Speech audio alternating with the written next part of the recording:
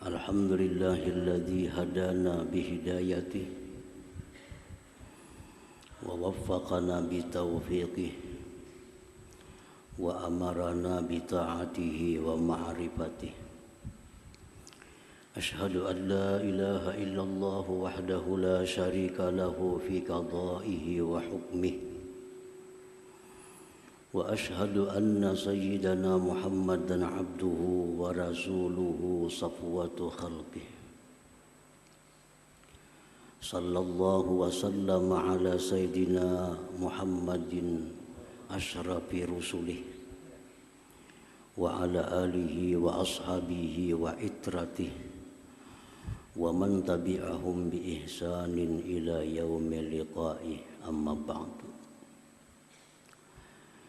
Yang kita hormati, kita muliakan para habaib dan para ulama, para muhibbin, hadirin hadirat rahimakumullah. Puji syukur selalu kita haturkan kehadirat Allah Subhanahu wa ta'ala, yang mana pada malam hari ini kita diberi Allah hidayah, taufik dan inayah sehingga kita bisa berkumpul, bertemu kembali di Masjid Bustanul Muhibbin yang penuh berkah dan rahmat ini.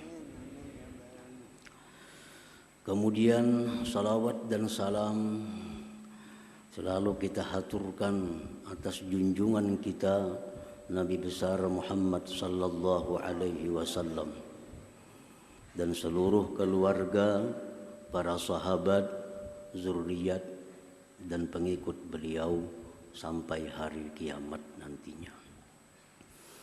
Para muhibbin, hadirin hadirat rahimakumullah. Ma'rifat asma'illah al-husna, mengenal nama-nama Allah yang bagus-bagus itu akan menuntun kita kepada mengenal sifat-sifatnya yang mulia. Karena nama-nama itu menunjukkan kepada sifatnya. Dan mengenal sifat-sifat Allah yang mulia itu akan membawa kita kepada ma'rifat zatnya yang maha mulia. Karena sifat itu menunjukkan kepada zat. Nah, ma'rifatullah, mengenal Allah di dalam hidup ini merupakan suatu impian. Suatu impian bagi orang-orang yang mempunyai akal yang sihat, akal yang selamat. Allah Subhanahu wa ta'ala berfirman, "Wa ma khalaqtul jinna wal ins illa liya'budun." Artinya tidak aku ciptakan jin dan manusia melainkan liya'budun, liya'rifun, untuk mengenal aku. Nah, jadi manusia yang punya akal baik, manusia yang punya akal sehat, mereka ingin sekali ma'rifatullah, mengenal Allah Subhanahu wa ta'ala. Nah, para muhibbin, hadirin hadirat rahimakumullah. Di dalam hal makrifat kepada Allah ini, manusia ada terbagi tiga. Pertama, kelompok yang disebut dengan la aqla lahum, manusia yang tidak ada akal baginya. Arti manusia cuma tidak ada akal. Nah, manusia seperti ini mereka hanya kenal kepada makhluk. Kenalnya hanya kepada makhluk. Tidak kenal kepada Al-Khaliq, pencipta dan pemilik semua makhluk itu. Nah, dia hanya kenal kepada makhluk, dia hanya melihat kepada makhluk, tidak kenal kepada pencipta, pemilik makhluk itu. Nah, manusia seperti ini disebut la aqla lahum, tidak ada akal bagi mereka. Seperti kambing. Seperti kambing. Kambing itu hanya kenal kepada pengembala. Kepada pengembala. Tidak kenal kepada pemilik kambing. Tidak kenal kepada pemiliknya. Kambing hanya kenal kepada orang-orang yang memberi makannya. Tapi kambing kada kenal kepada yang ampunnya.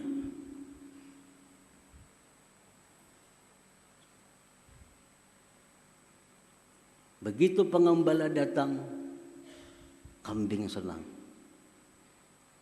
Kambing berparak, kambing mendekat kepada si pengembala. Karena ini datang membawa rumput. Datang pemiliknya pakai mobil, baju jas, bungas orangnya. Kada hira-hiran kambingnya. Kada hira-hiran. Dikawai, kada hira-hiran, bahkan berjauh. Padahal ini ampunnya kambing. Menjarnya sembalihnya kambing itu. Cuma inya kada kenal. Kenalnya cuma pengembala. Bajunya cumpang-camping, selawarnya cumpang-camping.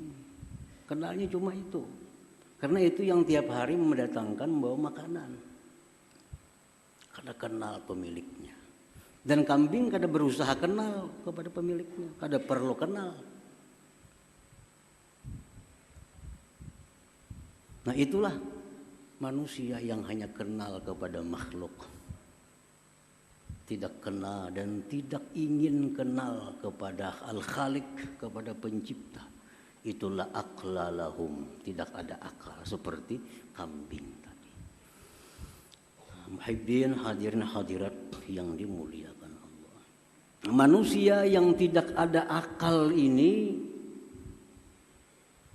keinginannya cuma dekat dengan makhluk. Keinginannya cuma dekat dengan makhluk. Keinginannya diperhatikan makhluk. Keinginannya jinak dengan makhluk. Kalaupun dia beribadah, sembahyang, bersedekah, tapi tujuannya agar dipuji oleh makhluk, agar makhluk simpati kepadanya, agar dipilih oleh makhluk, andai kata calon misalnya, andai kata dia beribadah, karena dia hanya makhluk tahunya, walaupun beribadah tujuannya agar dipuji makhluk, dekat dengan makhluk, disayang oleh makhluk, dipuji oleh makhluk. Nah, manusia-manusia seperti ini di akhirat nantinya akan banyak mendapat kesulitan-kesulitan. Di akhirat akan banyak mengalami kesengsaraan karena dia tidak kenal kepada Al-Khaliq, kepada pencipta alam semesta ini. Muhibbin, hadirin hadirat yang dimuliakan Allah. Nah, kelompok yang kedua. Kelompok yang kedua ini disebut lahum aklun sakim. baginya ada akal, tapi akalnya sakit. Ada akal, tapi kada sihat akalnya. Akalnya kada sihat. Orang kada sihat ini menyutih manis yang rasa pahit. Orang kada sihat. Ini akal ada, tapi kada sihat.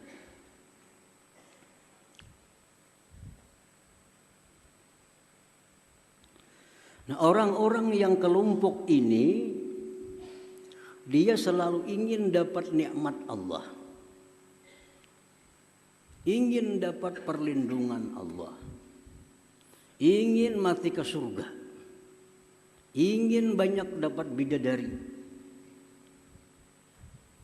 tapi tidak ada hasrat di dalam hatinya untuk mengenal Allah Subhanahu wa Ta'ala. Kada ada tujuan, kada ada minat dalam hati untuk mengenal Allah. Yang penting dapat nikmat, dapat kebahagiaan, dapat kesenangan dari Allah, dipelihara Allah daripada bala bencana, rezeki diluaskan Allah. Perkara siapa Allah kada perlu tahu. Kada perlu tahu. Nah, ini orang berakal, cuma akalnya sakit. Nah, orang seperti ini kalaupun dia beribadah kepada Allah, sembahyang, baca Quran, tapi selalu minta kepada Allah, murah rezeki. Murah rezeki, selamat dari bala, lunas hutang, mati ke surga, berkumpul lawan Nabi ya pulang di surga minta.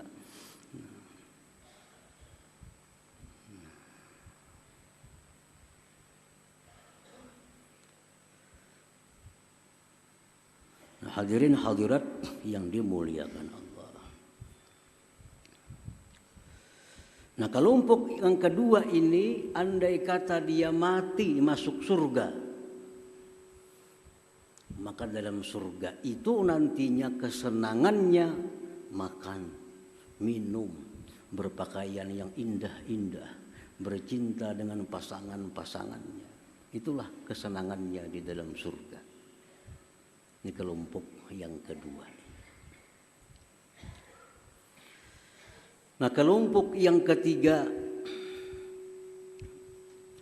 disebut lahum aklun salim. Tadi sakim, ada ini salim. Orang yang bagi mereka itu akal yang selamat, akal yang sehat.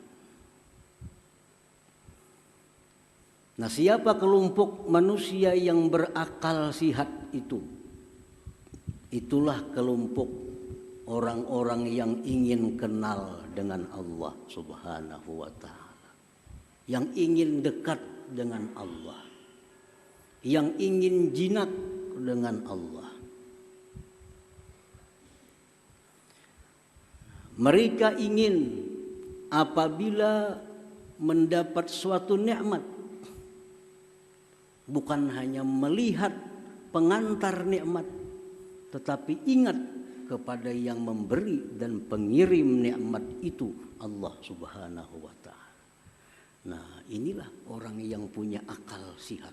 Selalu ingin tahu, ingin kenal siapa yang selama ini memberi aku rezeki, siapa yang selama ini yang menghidupkan aku, siapa yang selama ini memberikan keamanan, kelapangan kepada aku. Siapa itu?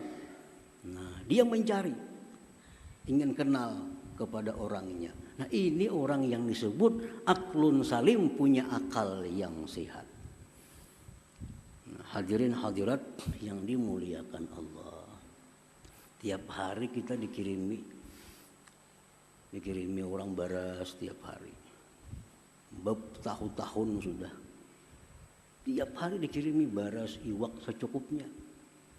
Kalau kita punya akal sehat, kita hendak tahu siapa nama ngirim ini. Baiknya pang tiap hari. Nah, itu akal sehat. Coba kan aja kita tiap hari buka lawang rumah, ada baras. ada iwak, ada amplop bisi duit. Saben hari ada. Pasti kita hendak tahu mana orangnya yang memberi ini. Nah ini orang punya akal sihat. Kalau orang punya akal sakit, kada penting tahu siapa mengirim, penting makan ada. Entah ini kiriman orang itu, orang mana kada perlu tahu, penting makan. Itu akal sakit. Nah orang yang punya akal sihat ini, kalaupun dia beribadah kepada Allah, yang dimintanya kepada Allah hanya satu, keridhaan Allah Subhanahu wa taala. Ibtigha'a mardatillah. Minta keridhaan Allah. Kada minta surga. Kada minta kesenangan dunia, tapi yang dia minta adalah maradatik ya Rabb, keridhaan Engkau ya Allah. Hadirin hadirat yang dimuliakan Allah. Nah, kita berkumpul di sini membaca, membahas tentang Asmaul Husna. Tujuan kita adalah kita ingin masuk dalam kelompok yang ketiga ini. Supaya akal kita ini sehat. Nah, jadi kita pengajian ini tujuan kita satu. Kita hendak kenal, hendak tahu siapa, bagaimana yang selama ini sangat baik kepada kita, sangat sayang kepada kita. Setiap hari kita dapat nikmat pemberiannya itu. Nah, melalui Asmaul Husna itu akan menuntun kita untuk mengenal Allah Subhanahu wa taala. Nah, hadirin hadirat yang dimuliakan Allah.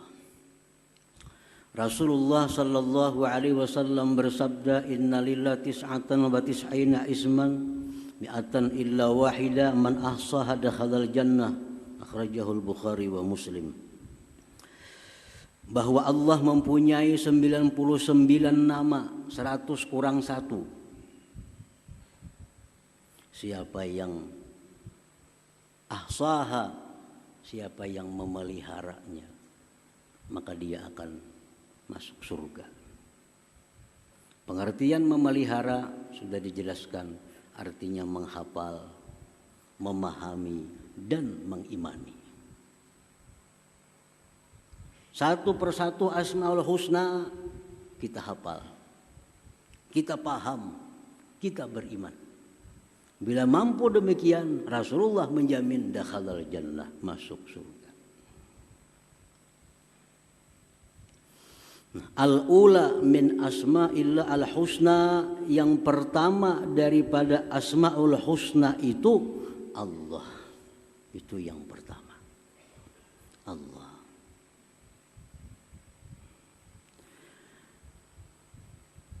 Qala al-Imam al-Ghazali rahimahullah, bahwa ismun lil mawjudil haq al-jami' li sifatil ilahiyah al-man'uti bi nu'utir rububiyah al-mutafarridi bil wujudil hakiki. Itu Allah.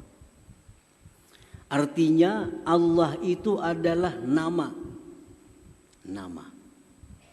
bagi yang ada, yang sebenarnya, yang menghimpunkan bagi sifat-sifat uluhiyah dan disifati dengan sifat-sifat rububiyah yang bersendiri dengan ada yang sebenarnya.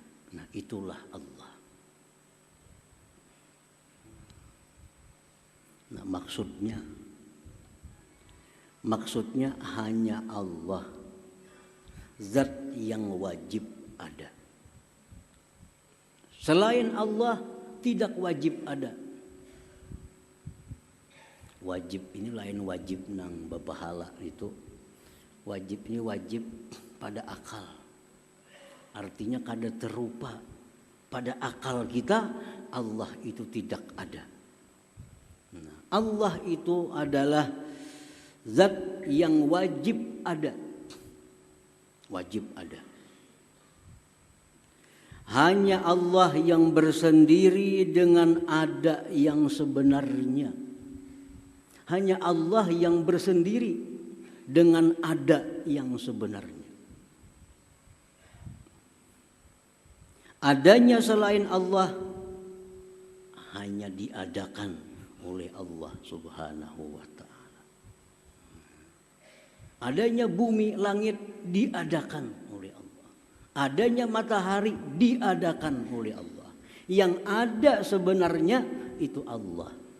Yang lain dari Allah diadakan. Diadakan. Kita bisa berpandir. Diada-adakan jar. Biasanya berpandir itu. Diada-adakan jar. Berarti apa? Berarti kadada. Ini diada-ada benar aja. Diada-ada berarti kadada. Nah, selain Allah itu diada-ada, diadakan oleh Allah. Yang ada sebenarnya itu hanya Allah Subhanahu wa ta'ala. Allah kada diada-ada.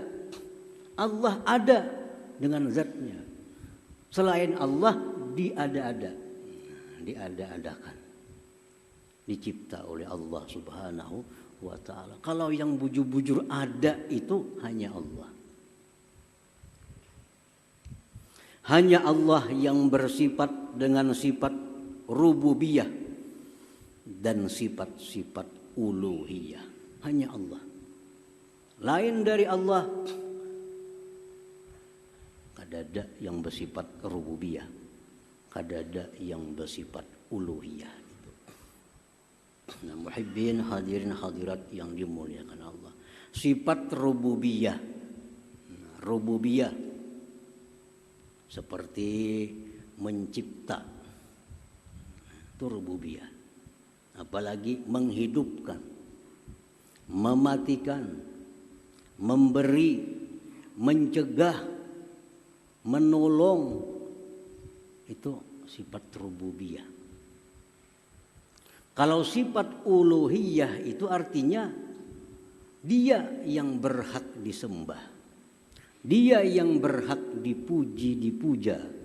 Dia yang berhak ditaati. Dia yang berhak diharapkan. Dia yang berhak ditakuti dan seterusnya. Itu namanya uluhiyah. Nah, bila kita berdoa kepada Allah dengan kalimat Ya Rabbi, berarti kita menyeru Allah dengan sifat rububiyah. Ya Rabbi, artinya apa? Hai Tuhan yang mencipta, memberi, menolak, menghidupkan, mematikan, dan seterusnya. Kalau kita berdoa dengan Ya Ilahi, Ya Ilahi, hai Tuhanku yang berhak disembah, yang berhak dipuji, yang berhak ditaati, yang berhak ditakuti dan diharapkan seterusnya.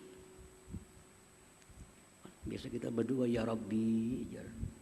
Artinya apa? Wahai Tuhan yang mencipta, wahai Tuhan yang memberi rezeki, wahai Tuhan yang menolong, menghidupkan, mematikan.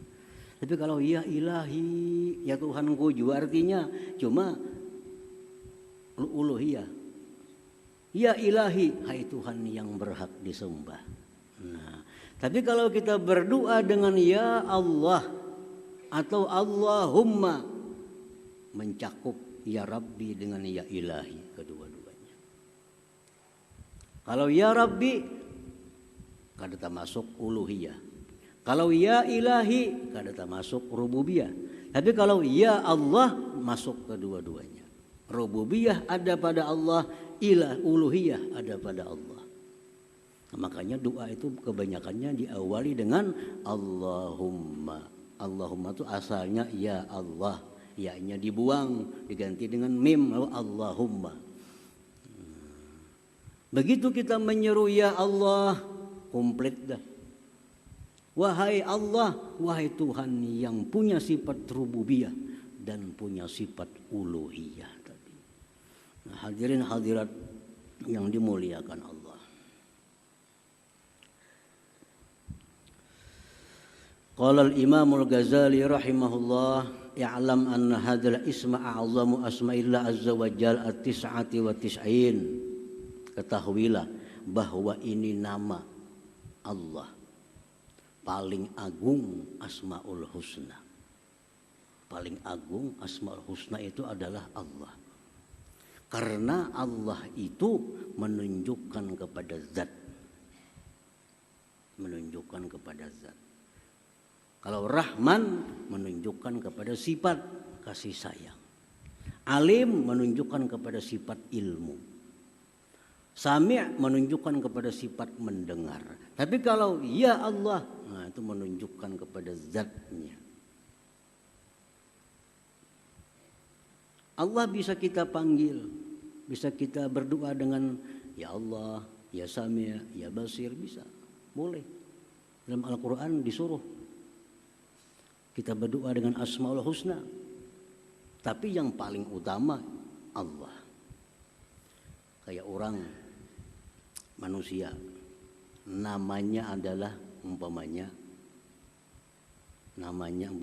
Sukran. Nah, Sukran itu nama yang menunjukkan kepada zat. Nah, si Sukran ini orangnya alim, di Kiau tuan guru. Di Kiau tuan guru. Sukran ini harat jo betukangan, di Kiau tukang. Sukran ini harat jo melukis, di Kiau pelukis. Nah kita bisa memanggil Sukran, Sukran, manggil zatnya berarti. Kalau tuan guru, manggil sifatnya. Pelukis, manggil sifatnya. Nah demikian Allah. Kalau kita panggil ya Allah, berarti kita menyeru zatnya. Makanya Allah pasti berdahulu, ya Allah, ya Sami', nah ya Mujib, pasti Allah berdahulu. Zatnya dulu, hanya ada sifat-sifatnya itu.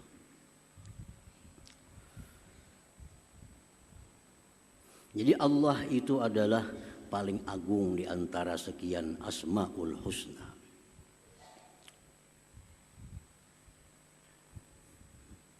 Jadi sudah kita hafal Allah, sudah kita paham bahwa Allah itu adalah nama bagi zat yang wajib ada, yang bersifat dengan rububiyah dan uluhiyah. Itulah Allah.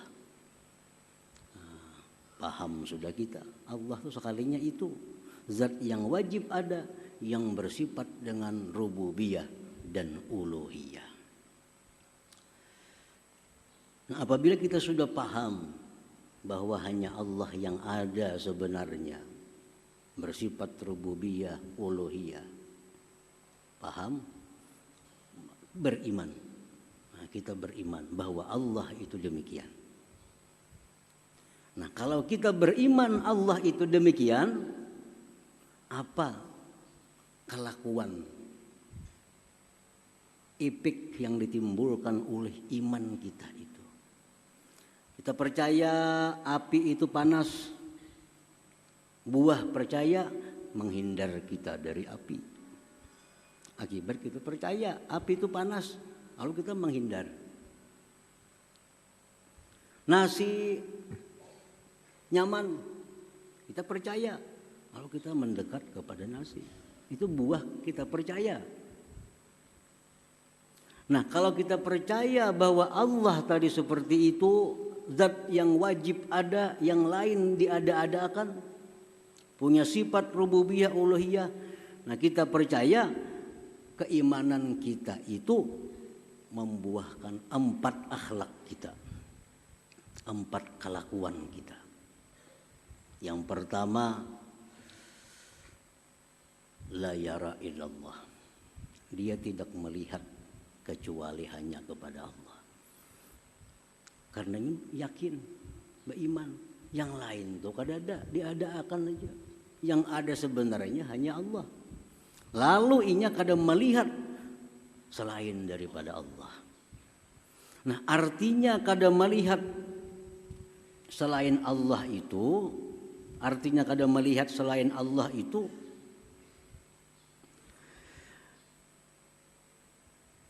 apabila dia melihat sesuatu,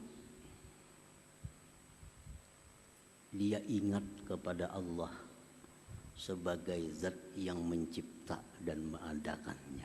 Nah, itu artinya. Dia tidak melihat selain Allah. Artinya kalau dia melihat sesuatu, dia ingat bahwa sesuatu itu diadakan oleh Allah Subhanahu wa taala. Melihat apakah? Dalam hatinya diadakan oleh Allah. Melihat burung diadakan oleh Allah. Melihat gunung diadakan. Apapun yang dilihatnya, hatinya berkata diadakan oleh Allah. Karena dia sudah beriman bahwa Allah zat yang wajib ada, yang lain diadakan.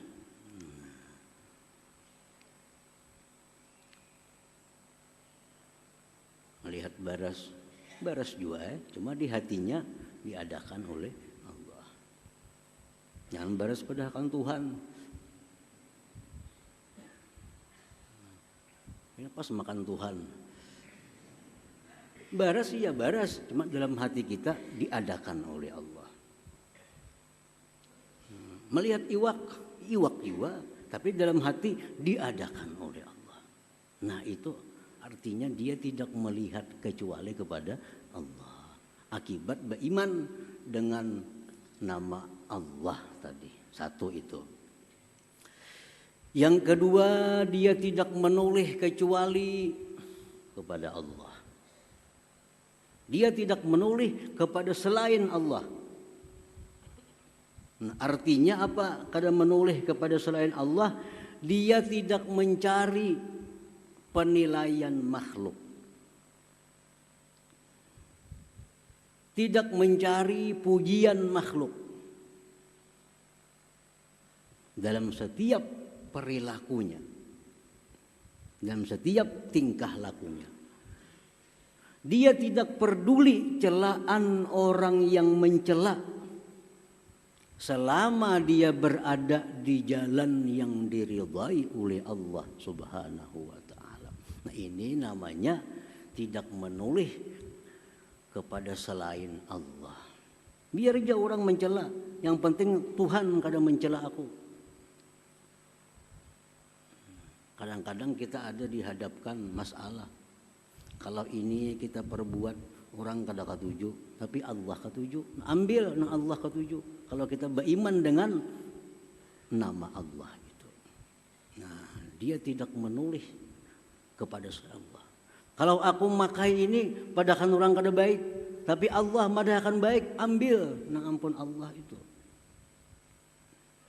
Kalau aku makai ini orang semuaan baik madahkan aku, tapi Allah kada tuju, ambil nah ampun Allah itu.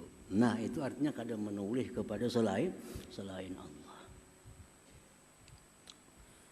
Yang ketiga dan keempat, dia tidak mengharap dan tidak takut kecuali hanya kepada Allah.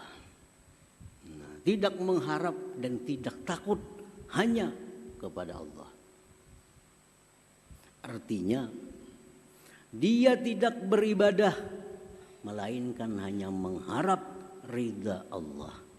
Dan dia tidak menjauhi maksiat melainkan semata-mata takut kepada Allah Subhanahu wa taala. Bila 4 hal itu ada dalam diri kita, kita ngarannya, kita ini namanya al-mu'min. Bismillah, orang yang beriman dengan nama Allah itu. Tahu sudah Allah tadi, ini artinya beriman. Bila kita beriman dengan nama Allah tadi, kita kadang melihat sesuatu kecuali Allah. Artinya kita melihat apapun, kita ingat itu diadakan oleh Allah. Yang kedua, yang kita cari itu adalah perhatian Allah. Yang kita cari penilaian Allah. Orang mencela kada jadi soal selama Allah memuji aku. Nah, kedua itu. Yang ketiga, beribadah tidak ada yang diharap selain ridha Allah. Menjauhi maksiat semata-mata karena takut kepada Allah Subhanahu wa taala. 4 hal itu buah keimanan kita kepada Asmaul Husna yang pertama, Allah itu. Nah, hadirin hadirat yang dimuliakan Allah.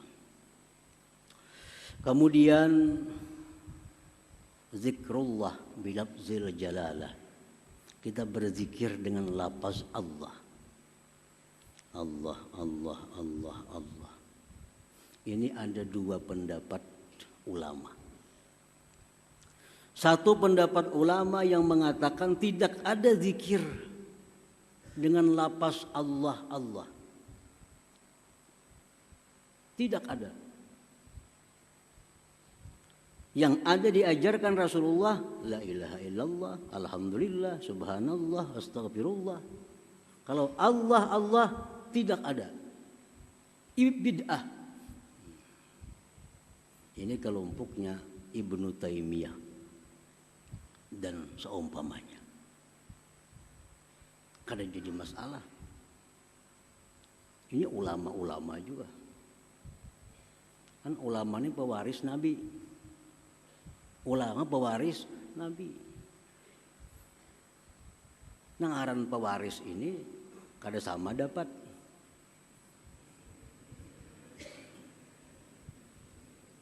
Abah kita sugih, mesti motor, perumahan, rumah, toko. Kakak dapat toko, kada dapat rumah. Kita dapat kabun, kada dapat duit. Tapi sama mewaris Nabi juga. Jadi perbedaan para ulama itu kadang perlu dipersoalkan. Yang penting nama-nama kita hendak umpati. Semuaan ya ampun Nabi juga. Semuaan ampun Nabi. Yang waris Nabi. Nah kelompok ini mengatakan tidak ada zikir Allah Allah. Kalau hendak berzikir la ilaha illallah. Lebih baik karena itu diajarkan oleh Nabi langsung. Nah pendapat yang kedua, ada itu zikir Allah Allah. Ada. Bahkan Imam Abul Abbas Al-Mursi, ini gurunya pengarang hikam, berkata, liyakun zikruka Allah Allah, fa inna hadzal isma sultanul asma. Hendaklah zikir engkau itu Allah Allah Allah, karena itu merupakan rajanya Asmaul Husna. Abul Abbas Al-Mursi ulama juga, pewaris Nabi juga. Kalau 4 ulama yang pertama kada perlu berzikir Allah Allah. Kalau 4 kelompok ulama yang ini ya, boleh kita berzikir dengan Allah Allah itu. Nah, berapa mestinya zikir Allah Allah ini? Sehari kada ditentukan. Makin banyak makin bagus. Apa manfaatnya kalau kita berzikir Allah Allah Allah untuk mewujudkan yang 4 hal tadi? Supaya kita kadang melihat sesuatu melainkan Allah, kadang menoleh kepada selain Allah, tidak takut, tidak berharap kecuali Allah. Kalau hendak dapat itu, banyaknya berzikir Allah Allah Allah. Ya sekada-kadanya 2000 ke sehari. 1000 itu 10 menit saja. Kada sampai 9 rukuk.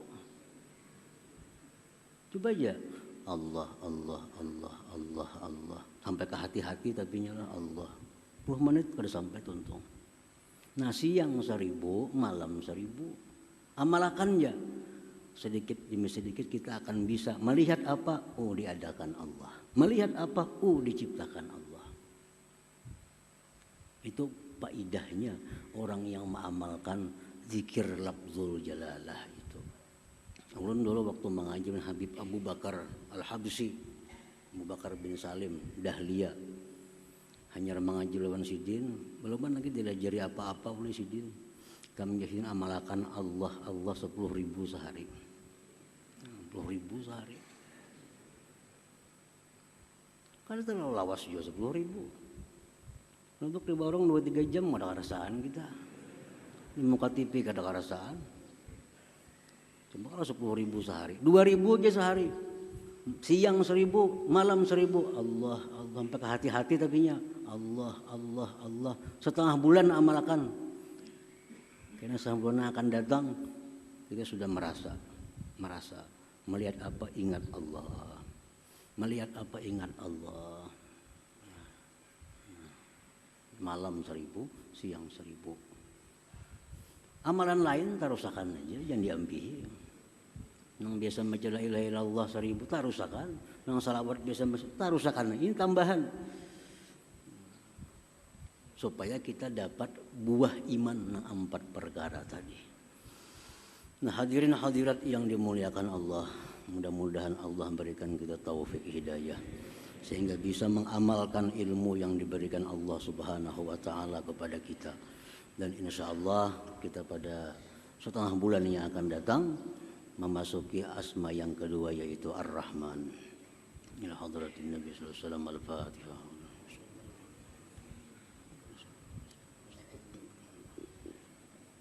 Bismillahirrahmanirrahim. Alhamdulillahirabbil alamin wassalatu wassalamu ala asyrofil anbiya'i wal mursalin wa ala alihi washabihi ajmain. Allahumma inna nas'aluka al-afiyata wa al-afata daimah fid din wad dunya wal akhirah.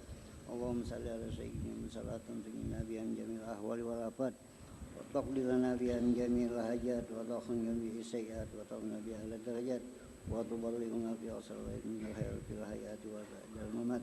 Allahumma inna nas'aluka al-huda wa at-tuqa wal 'afafa wal ghina. Allahumma inna nas'aluka at-taubat wa at-tawfiq wa hidayah wa istiqamah wa husnul khatimah. Allahumma sa'alaka abduka nabiyyuka Muhammadin sallallahu alaihi wasallam. Stajaka abduka nabiyyuka Muhammadin sallallahu alaihi wasallam. Wa antal muslimin wa laqbalak wa la haula wa la quwwata illa billahil aliyyil azim. Allahumma rabbana hab lana min azwajina wa dhurriyyatina qurrata a'yun waj'alna lil muttaqina imama. Rabbana taqabbal minna innaka antas samiul 'alim innaka antat tawwabur rahim. Rabbana atina fid dunya hasanah wa fil akhirati hasanah wa qina adzabannar. Sallallahu ala sayyidina Muhammadin wa ala alihi washabihi wasallam. Walhamdulillahi rabbil alamin. Ya yarjuna minhu syafa'atan sallu alaihi sallimu taslima. Allahumma salli wa sallim wa barik alaihi.